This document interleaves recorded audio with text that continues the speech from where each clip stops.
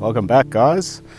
So today I've come out to a small country town that is not too far from where I live, up here in the high country, and I've come out to try and photograph some autumn colour. We're probably about 2 weeks away from peak autumn colour, and the high country up here, a few surrounding towns are well known for their stunning autumn colour. We get beautiful displays of autumn colour up here. So I thought I'd come out and show you what I look for when I'm shooting some autumn colour. I try and mix it up each year, try and do something a bit different. There's a lot you can do with autumn colour. You don't always have to shoot a wide scene. I actually find shooting wide is a lot harder, just because you've got a lot of distractions in the background. And what I'd say, and I'll go through a few tips today, is think about your subject. What is it you're trying to show? And ideally you're trying to show the colour and the leaves. So when I've struggled in the past shooting autumn colour from a wide perspective far back, the colour and the leaves really get lost amongst the whole scene. So think about what it is you're trying to show your viewer. Show them and force them to look at what it is you're trying to show them. So I've found using like a mid-range or even a telephoto zoom really helps with forcing the viewer to look right in at what it is that caught your interest or what you're composing the scene around. So really try and frame your scene in a way that it removes as much distractions as possible and shows purely what it is that you want to get across. So today I've come to a just little patch of autumn colour around here. There's a few trees. They're still not ideal. They're probably still a few weeks away. So I might come back when the colours turned a bit more, but I've found a nice tree just here with a few varying colours, and that's what I look for. A lot of the time you'll find people taking photos of just one colour. So the poplars, those types of trees are known around this area, but they're just yellow. So sometimes it just looks like a bit of just a blob of colour, and it's hard to define certain leaves and those sorts of things. They're good for if you're shooting wide. Again, if you're shooting wide, it's probably a bit different, but what I'll probably go through today is showing you how to really zoom in and focus in on certain, elements of a scene, colour, line, shape, those sorts of things. So when I'm looking for trees, I'm looking for a variation of colour. sometimes it's not, you know, you can't pick and choose, you get what you're given, but up here we do get that. So so I usually try and focus on that. So what I'll do, I'll walk you through the scene I've come across now, and try and give you an idea as to perhaps a different way of shooting autumn colour that you haven't shot maybe before, and, you know, focusing in on the details. So I'll take you over, let's have a look now.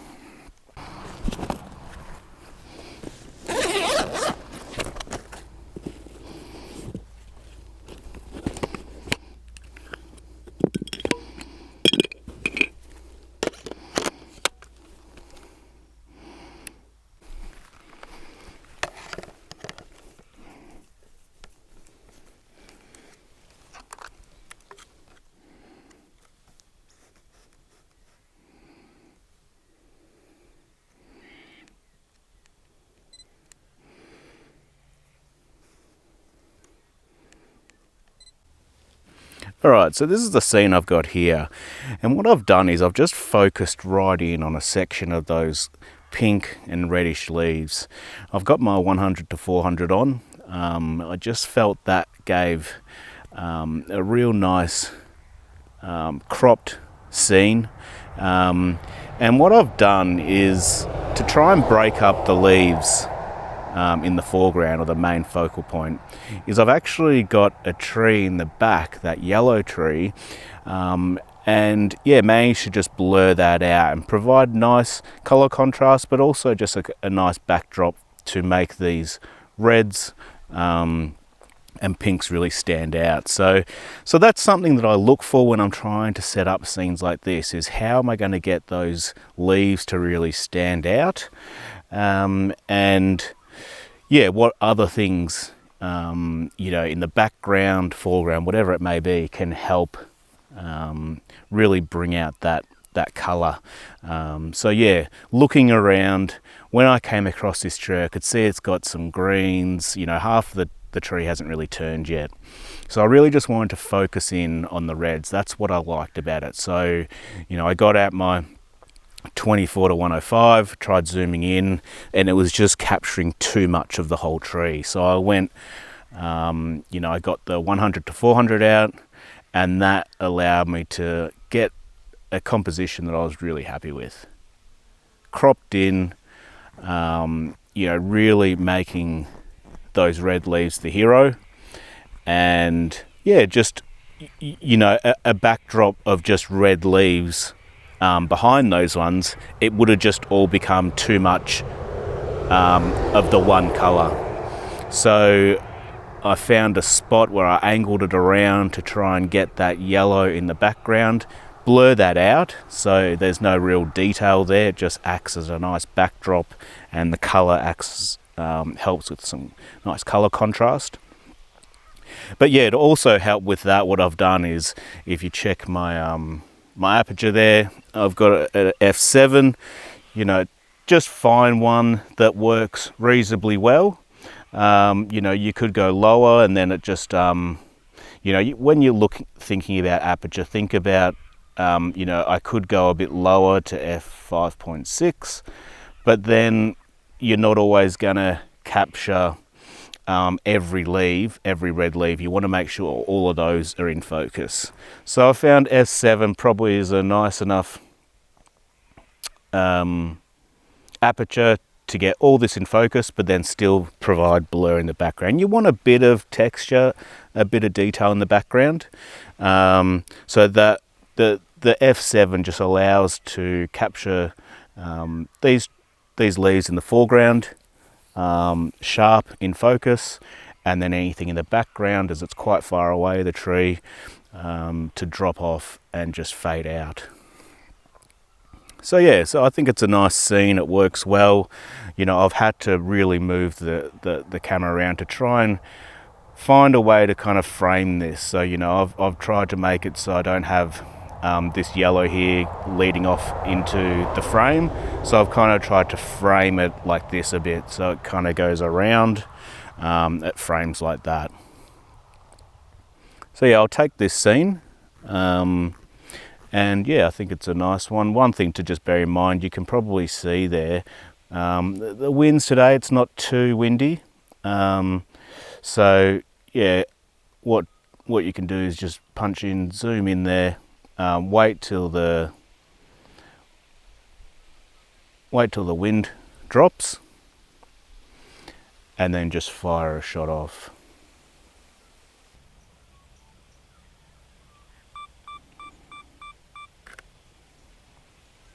And then just zoom in, check that, you know, they're in focus. You know, they look pretty good. All right, one thing I'd say just to be mindful of when shooting autumn colour, and it's what I think about when I go out, it's so critical understanding and knowing when to shoot a particular subject. And before I came out today, I checked what the cloud cover was going to be like. I couldn't get out early morning, but for shooting autumn colour, I find the best time to shoot it really is on an overcast day or early morning when there's no direct sunlight. It's actually something that takes a while to figure out, or it took me a bit of a while to figure out, just because when you see autumn colour and you're learning photography, autumn colour tends to look the best when the direct light is hitting it, because it just glows, it looks so nice. And you get that, you know, warm afternoon light or morning light hitting it. But what I've found is, even though it looks quite nice to the eye, shooting it makes it makes it harder to get something that you see with your eye, if that makes sense. The colours, when you're shooting autumn colour in direct sunlight, you firstly get a lot of real strong contrast, so between your colour and your subject and your background. So because you've got direct light, it's very contrasty. Now, as you know, if you follow my work, I do love a nice soft image. So for me, it just doesn't work. I find it's just too contrasty. It doesn't give that nice soft feel that I'm looking for in the colours as well. And the other thing is, it can sometimes create a bit of a colour contrast. So if you've got really strong direct sunlight hitting it, sometimes it can give a very warm look to the rest of the scene, but more so in particular the actual leaves themselves. And then when you go to edit those images, that can be very hard to get the correct colour. So I find shooting them on an overcast day like this, there's no contrast, it's very flat light, and you're getting the pure natural colours. So it gives you such a great starting point when you go to edit these scenes later on in post. It allows you to really just control that colour as much as you like, because you've got the natural colour with no contrast, or no strong contrast. They're not overly saturated, and they're also, you know, without any kind of colour cast. The colour you see is what you're photographing. So I find shooting on a real overcast day is the best. And then in post, you can do what you like with it. I like to try and retain as much of the natural colour as possible, but sometimes you might need to play with the colour. Sometimes the colour mightn't be working in the scene, so you might just want to shift that a little bit or alter it. And you might want to just bump up the saturation, but it allows you to do that because you've got essentially, like what we shoot with is raw files. This is the raw colour. That's how I see it. So shooting on an overcast day really is the best time. Another great time to shoot is, obviously when it's overcast, but if there's a bit of rain as well. So if it's been raining and the leaves are wet, they get a little bit saturated. You get a bit more texture, a bit more, a bit more on the story to tell. So if you're shooting really close in, like that shot I just shot before, you can actually, you could start doing some macro scenes with the water droplets and those sorts of things. So it gives you a lot to play with there. So yeah, think about that. Go out on those days, even try it for yourself. Go out and try and shoot in direct sunlight when they're hitting them in the afternoon, and then try shooting on an overcast day and just compare for yourself. Sometimes it is nice to shoot them on when they've got direct sunlight on them, because they do get that glowy effect. Just depends. It probably works a lot better again for like a wider shot. So I'm typically shooting a lot of these scenes more mid-range, intimate scenes. So yeah, anyway, I thought I'd mention that. I think I'll walk around, see what else I can find. I reckon there's a few trees around here, different different colours, a few things that I can work with. So let's see what I can find, and I'll talk you through them. Cheers.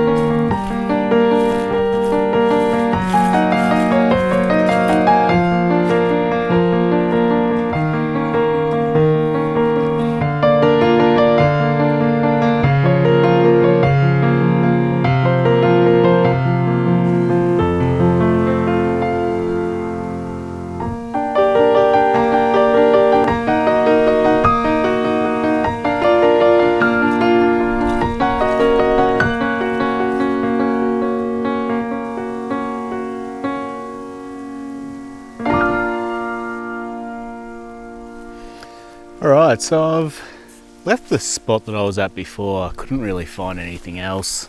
A lot of the colour hasn't really come out yet. It's still probably a few weeks off from peak colour. So yeah, I was just struggling a lot with greens, and yeah, couldn't really find anything. So I've come a bit further around. I'm still in the same town. There's still a bit of colour around, and I've found just these poplars, I think they are, I was talking about before. But what I've found is they're not all yellow yet, so there's still a bit of green in them. So yeah, I was struggling for a while trying to find something to really compose and make work as a scene. I came across this patch of all these poplars. They're just on a riverbank here, and we've got some dark shrubbery behind these poplars, which really makes the leaves pop quite nicely. So what I've tried to find is a scene where I might talk about this in more of my videos, and I may have already done it before, but I really like to find where the scene's rather chaotic, which a lot of my scenes are. I like to really find balance in the scene to give the eye something to latch on to give it some structure to the scene. And a scene that is balanced or well balanced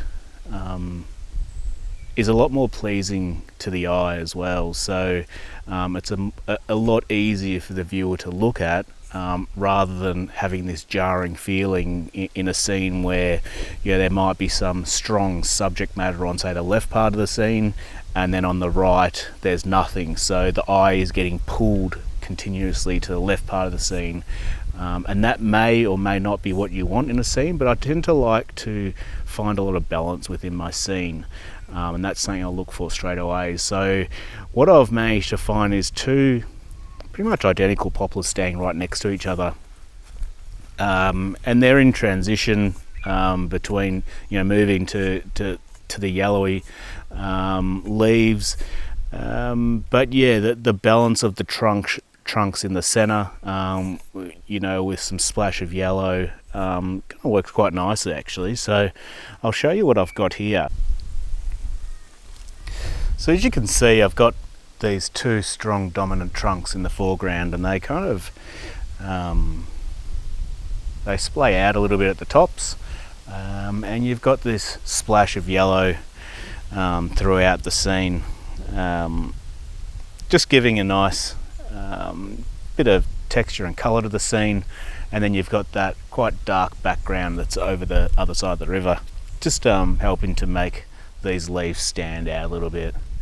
Now I've got a bit of sun coming through now, so like I said before, so you can see that light kind of brightens up a bit. Might just take that shot just while I've got it. Yeah, that colour is really actually quite nice. Just that glow it gives, and because I've got that dark background it really makes it makes those colours pop quite a bit. So yeah, I'm shooting this again f7.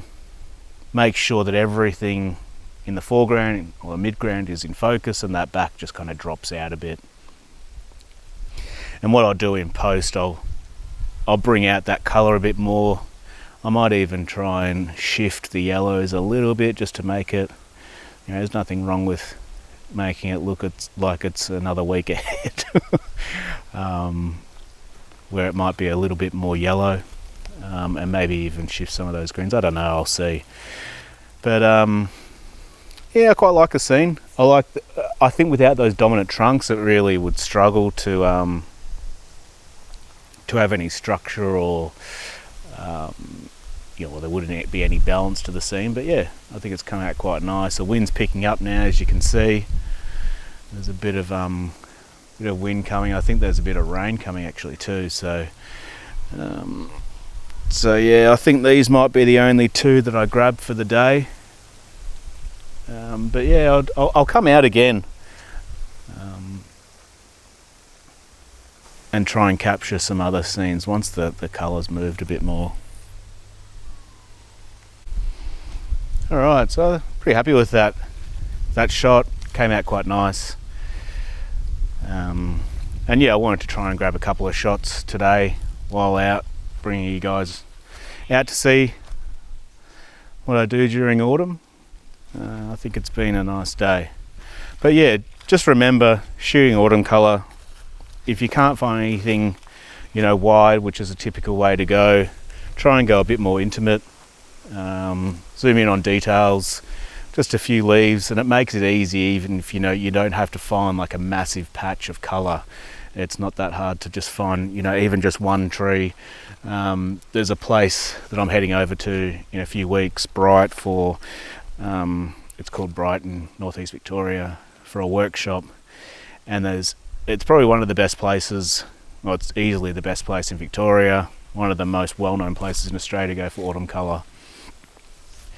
And there's just heaps of just single trees on their own dotted around, so it's hard to get like a nice wide shot of those trees.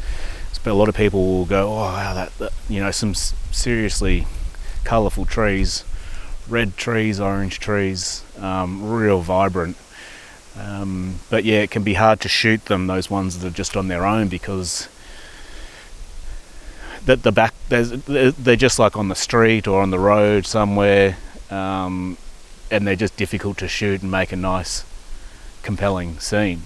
So with those sorts of shots, it's nice to try and go in a bit, you know, a bit tighter, and create, you know, a more intimate, detailed shot.